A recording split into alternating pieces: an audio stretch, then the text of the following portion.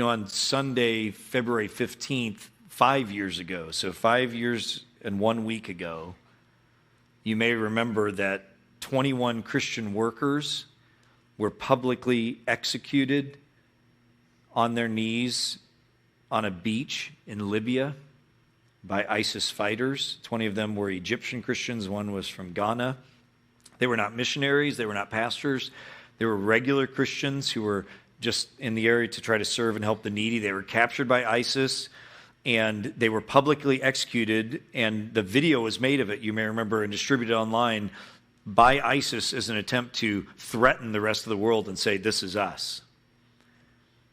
Well, the Coptic Orthodox Archbishop Angelos was in London when he heard the news, and he was immediately interviewed by all these news outlets and Egyptian Christians, and he talked about how Egyptian Christians have often faced persecution. It's much more common for their whole experience going back to the earliest centuries of the church. And while he said this persecution and the killing of those 21 men was tragic and horrible, it's much more shocking to us in the West than it was to their experience. They'd experienced this a lot.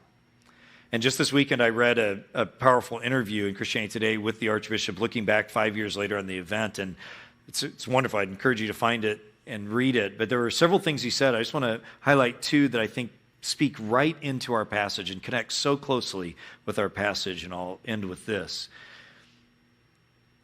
First, the Archbishop makes the observation about how that video really completely backfired on ISIS, because it was meant to show power, meant to show a power differential, but it turned out to be the opposite of what they had hoped. And he says, who were the powerful people in that video?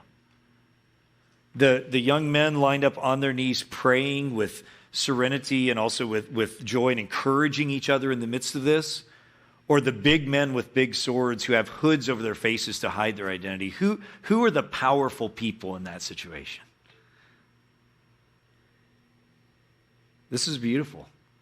This is the power of God being in a person that confounds the world and all its values and power and control. Those 21 modern martyrs stand in a long line of faithful people through the ages, including the guy we're talking about today, John the Baptist.